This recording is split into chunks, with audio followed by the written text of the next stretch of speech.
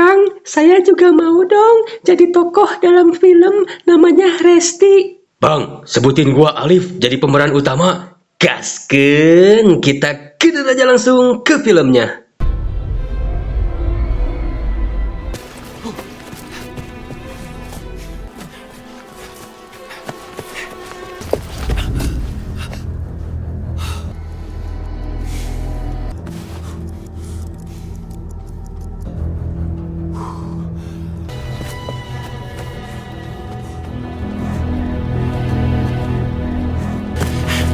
Sounds moved. I'm gonna get help, Pony.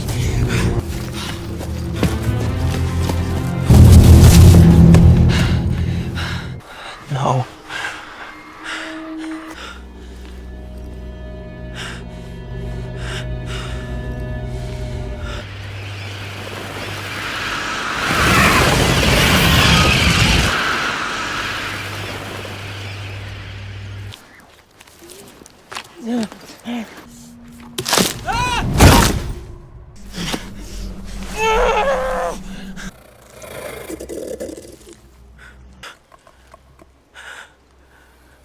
That's impossible.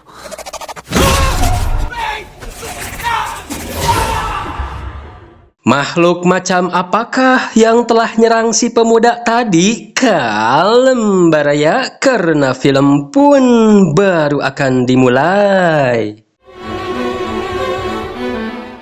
Sebelumnya, hampuraeun, suaranya mungkin tidak semerdu seperti biasanya. Lagi pilek euy. Sabaraha poe meureun ieu tumbang lah tapi teu naon. Gaskeun. Dongeng akan berfokus pada seorang gadis imigran Imiriki bernama Neng Resti yang bekerja di sebuah toko hewan peliharaan di Irlandia. Suatu ketika Neng Resti mendapat tugas dari si bos untuk mengantarkan burung beo seharga puluhan juta dolar ke kebun binatang yang terletak di Belfast. Jangan bilang Neng Resti nyasar nih ke hutan.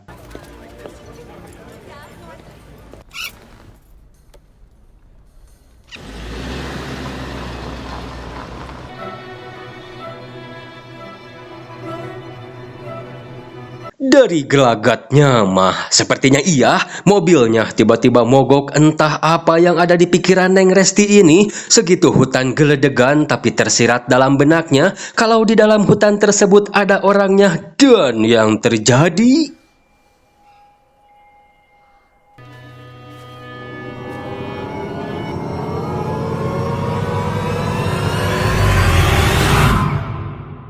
Begitu berbalik, Neng Resti sudah berada di tengah hutan tanpa ujung, dan itu terjadi ketika Neng Resti melewati plang. Apakah Neng Resti akan bernasib sama dengan si pria di scene awal tadi, gengs?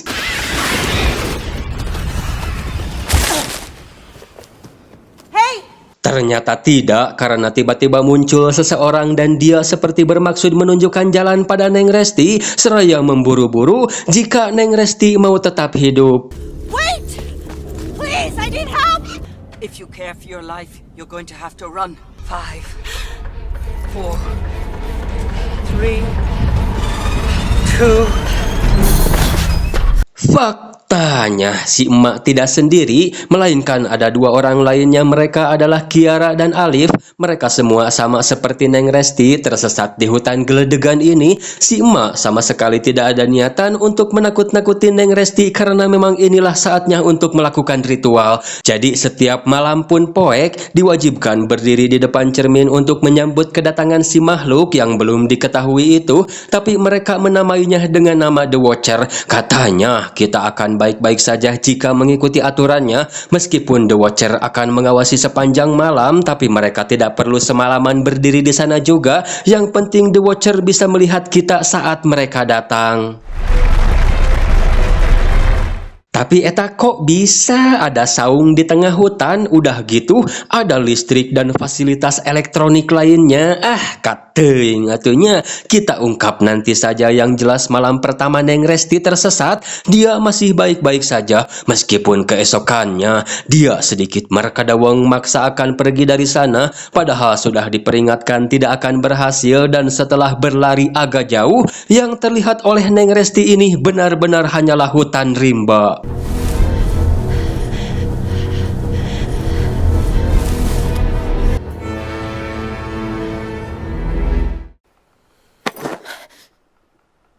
Si emak yang nyusulin berkata kalau kau bukan satu-satunya orang yang mencoba keluar dari hutan ini, seraya ngajak Neng Resti ke suatu tempat. Jadi plang itu adalah landmark yang sudah diposisikan dengan sempurna mengelilingi saung. Tiap landmark memiliki angka berbeda tapi dengan jarak yang sama, yaitu setengah hari perjalanan. Selangkah saja kamu melewatinya, entah itu mau nomor berapa, jangankan jalan keluar, tempat untuk berlindung saja tidak akan kamu temukan. Dan hidupmu akan berakhir ketika matahari terbenam. Sedangkan si pembuat landmark ini, si Alif dan si Kiara, mereka menyebutnya dengan sebutan si Profesor. Tapi dikarenakan matahari sudah berada di tengah-tengah, maka inilah saatnya untuk kita kembali ke saung.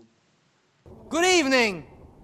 Malam kedua bagi Neng Resti, seperti biasa mereka harus menyambut dulu The Watcher. Apapun bentuk sambutannya, yang terpenting harus berada di depan cermin. Setelah itu mereka baru bebas mau melakukan apa saja. Yang penting jangan keluar, jangan membelakangi cermin, dan jangan membukakan pintu sebelum matahari terbit. 10 hours and 2 minutes of sunlight.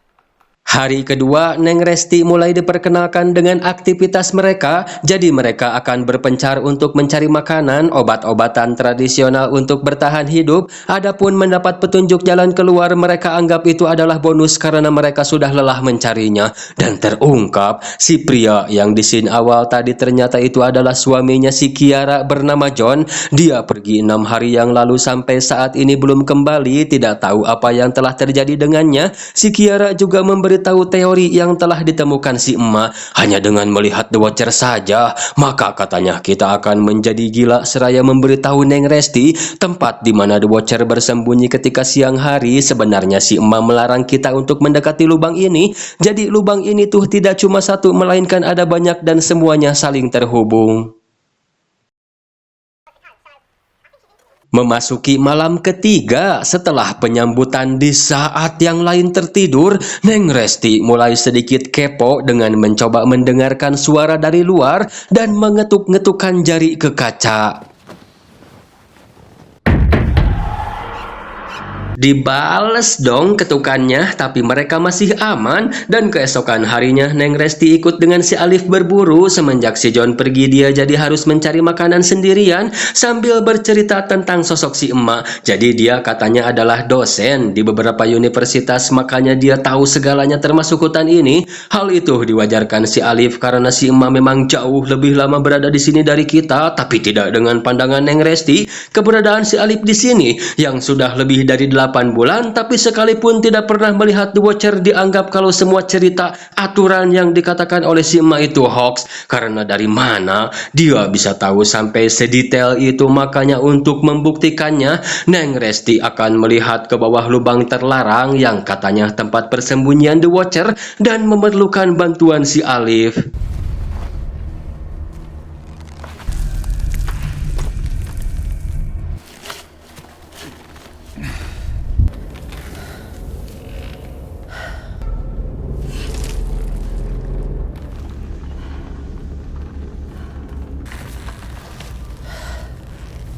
Setelah sampai di dasar lubang, ada banyak sekali barang-barang di sana, seperti sepeda, boneka, kamera, dan segera menaikkannya siapa tahu berguna. Tapi tidak lama dari itu, sosok The Watcher pun menampakkan dirinya pada Neng Resti. Bagaikan si dampir. Jadi The Watcher ini, dia takut dengan sinar matahari. Tapi Neng Resti berbohong sama si emak kalau dia mendapatkan barang-barang ini katanya dari Arab. Karena waktu itu sekitar usia dia masih 2 bulan, dia sudah naik haji. Sedangkan si Alif dengan sedikit keahliannya, dia bisa mengubah kamera yang ditemukan tadi menjadi sebuah CCTV, sehingga kini mereka bisa melihat seperti apa rupanya The Watcher ini.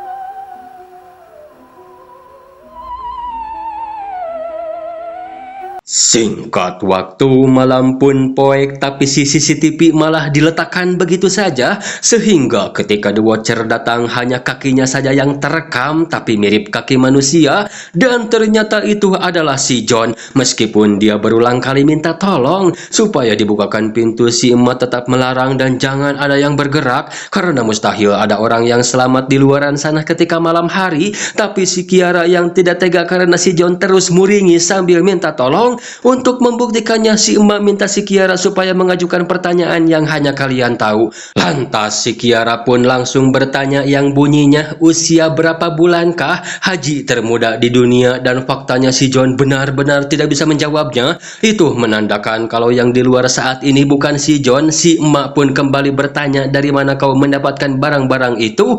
Dia pun akhirnya jujur juga. Dan tidak lama dari itu, kamera CCTV dirusak. Setelah itu cermin yang berada di depan mereka akan dihancurkan. Tapi anehnya ketika si emak pasang badan di depan mereka, seketika The Watcher menghentikannya. Lalu mereka semua pergi dari sana. Keesokannya, semua barang-barang yang telah diambil dikembalikan lagi. Katanya The Watcher marah dan memperingati Neng Resti supaya tidak melanggar lagi aturan. Hal itu mengingatkannya pada masa lalu, di mana Neng Resti ini sebenarnya punya saudara kembar. Namun, suatu ketika saat mereka akan pergi ke suatu tempat, hobinya melanggar aturan ternyata sudah bawaan dari orok. Kala itu, Neng Resti yang tidak mau menuruti perkataan ibunya, membuat si ibu sedikit emosi dan tidak fokus nyetir. Alhasil, kecelakaan pun terjadi yang mengakibatkan si ibu meninggal, sedangkan sang adik setelah insiden itu dia memutuskan tali persaudaraan dengan Neng Resti. Cermin dua arah kali ya, apa gimana sih? Kata yang atunya. Yang jelas si Kiara tiba-tiba saja menghilang. Neng Resti pun langsung mencarinya dan ternyata dia berada di dekat lubang sedang menunggu si John. Tapi tidak lama dari itu terdengar teriakan si Alif. Katanya dia sudah kehilangan akal sehat, ngikat si emak dan langsung kembali ke saung. Alangkah membagongkannya si Alif. Dia ngunci saung dari dalam, tidak mau membukakan pintu dikarenakan lalai sudah datang. Itu artinya malam akan segera poek. Si emak pun ngajak Neng Resti untuk bersembunyi di bawah pohon busuk dengan harapan baunya bisa menutupi bau kita.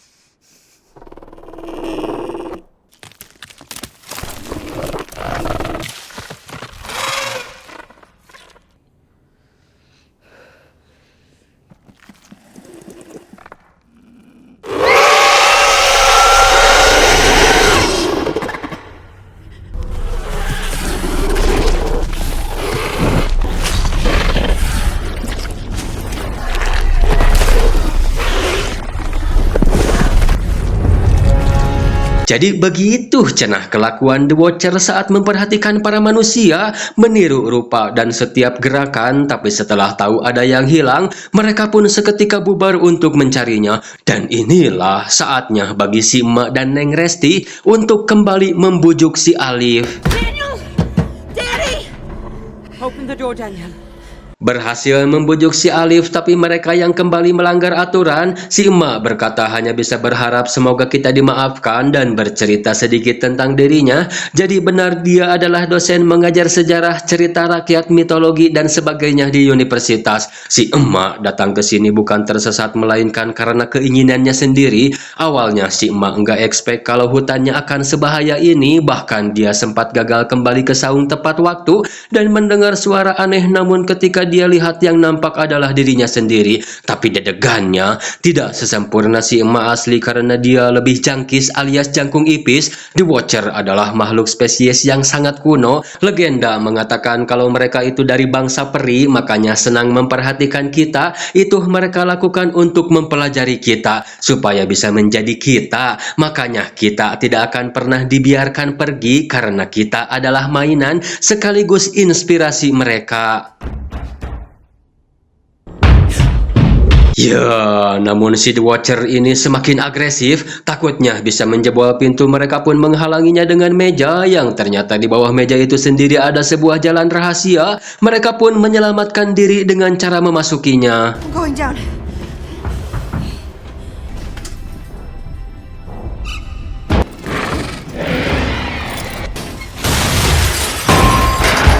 Semacam bunker, jadi banyak persediaan makanan di sana. Sumber listrik juga sepertinya berasal dari sini, bahkan ada PC segala. Setelah dinyalakan ternyata ada arsip seorang peneliti bernama Profesor Rory Kilmartin. Jadi di video pertamanya ini menandai awal mula pencapaian besarnya mendirikan negeri ajaib, lebih tepatnya memodif hutan peri dengan memasang landmark di mana setiap nomor bagi si profesor itu ada artinya.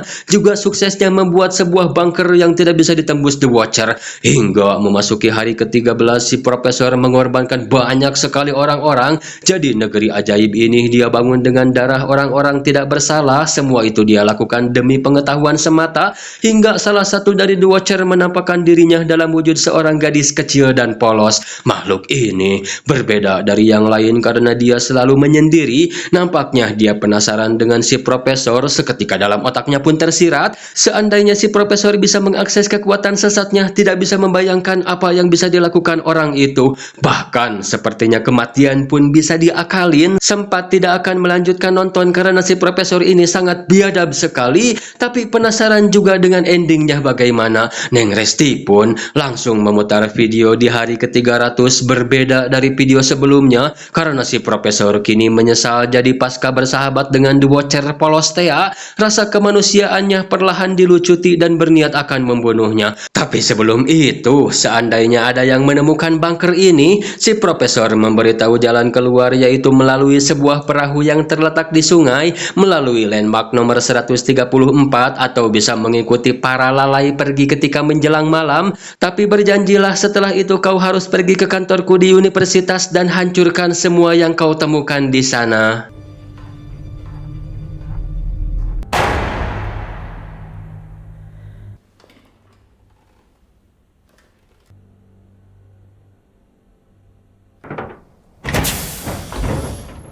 Keesokannya, mereka pun langsung bergegas OTW menuju landmark nomor 134. We move together as one. Remember what is real and what is not. This is it. Setengah hari sudah mereka lewati, kini hanya tinggal menemukan sungainya. Tapi mereka menemukan sesuatu, diduga itu adalah penjara para peri. Jadi awalnya para peri ini pernah hidup berdampingan dengan manusia, tapi seiring berjalannya waktu kekuatan mereka justru malah membuat manusia ketakutan.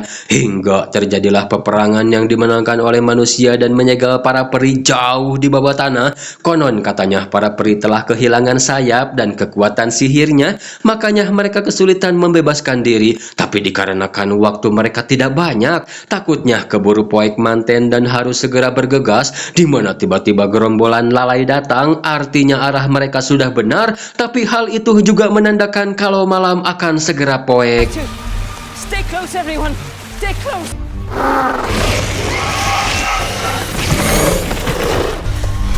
Keep moving.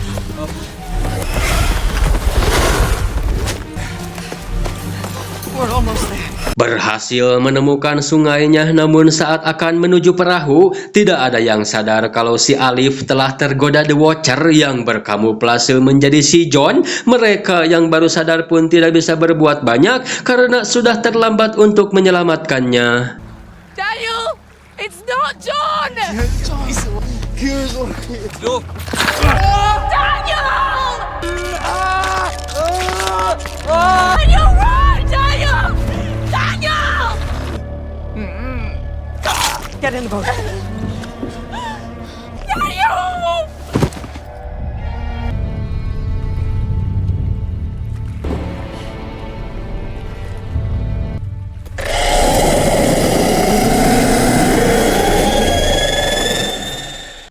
Akhirnya mereka berhasil juga keluar dari hutan. Jadi setelah ini mereka akan kembali ke kehidupan masing-masing dan melupakan pengalaman mengerikan ini. Sedangkan yang akan ngurus arsipnya si Profesor Neng Resti yang akan mendatangi kantornya.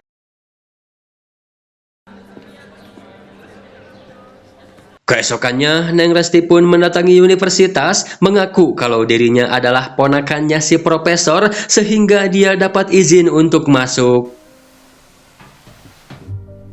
Wah, jadi pembangunan negeri ajaib memang sudah terencana secara struktur dan masif. Semua tertuang dalam satu buku, bahkan denah bunker juga ada. Malah si profesor punya gulungan yang menceritakan keharmonisan antara peri dan manusia di masa lalu. Dan itu menjadi sumber inspirasi si profesor untuk mendatangi hutan peri dengan tujuan. Nah, apa cenah tujuan sebenarnya si profesor? Dan foto siapa yang dilihat oleh Neng Resti? Kalau dalam karena saat menemui si Kiara, Neng Resti menceritakan semua temuannya di kantor si profesor, mulai dari foto yang ia temukan, ternyata itu adalah fotonya si emak. Jadi si emak ini adalah istri si profesor, tapi dia sudah lama meninggal akibat kanker paru-paru. Dalam kata lain, si emak yang bersama kita selama di hutan itu adalah The Watcher. Dan kenapa si profesor sangat terobsesi dengan kekuatan The Watcher? Itu karena dia mau menciptakan si emak yang baru.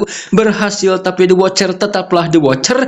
Pada akhirnya si profesor malah rungsing sendiri karena semua tidak sesuai ekspektasi. Cuma katanya waktu di video terakhir si profesor akan membunuhnya, tapi kenyataannya yang menghilang justru si profesornya itu sendiri, dan si emaknya malah sampai saat ini dia masih hidup, dan kita telah membawanya ke sini tanpa Neng Resti sadari kalau yang sedang diajak ngobrol itu bukan si Kiara yang asli, melainkan The Watcher.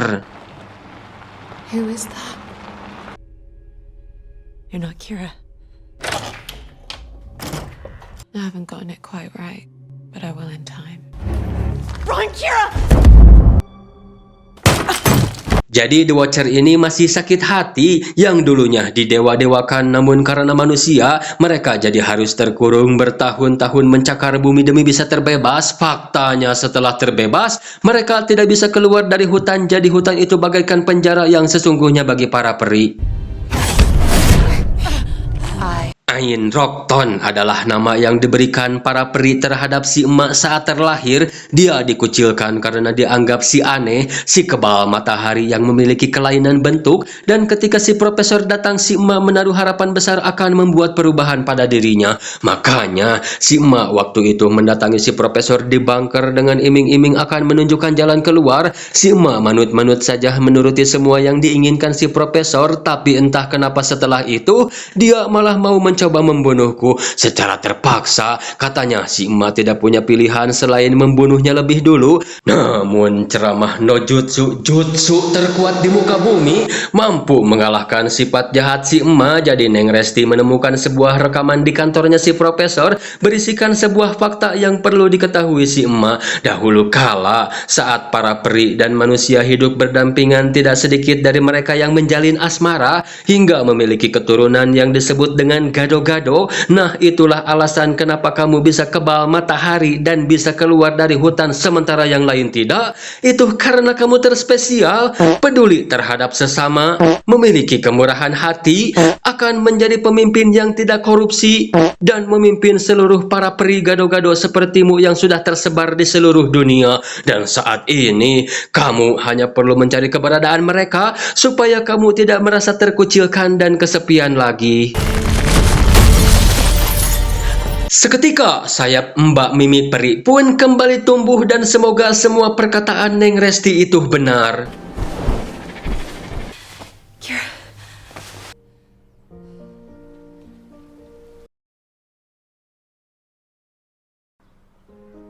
Those days we spent in the forest. Semua kejadian itu pun akhirnya menyadarkan Neng Resti dan kembali saudaraan dengan adiknya. Dia juga menceritakan semua kejadiannya pada adiknya, meskipun merasa kalau si emak masih memperhatikannya dengan memakai wujud yang lain. Dia hanya berharap si emak bisa menemukan apa yang dia cari.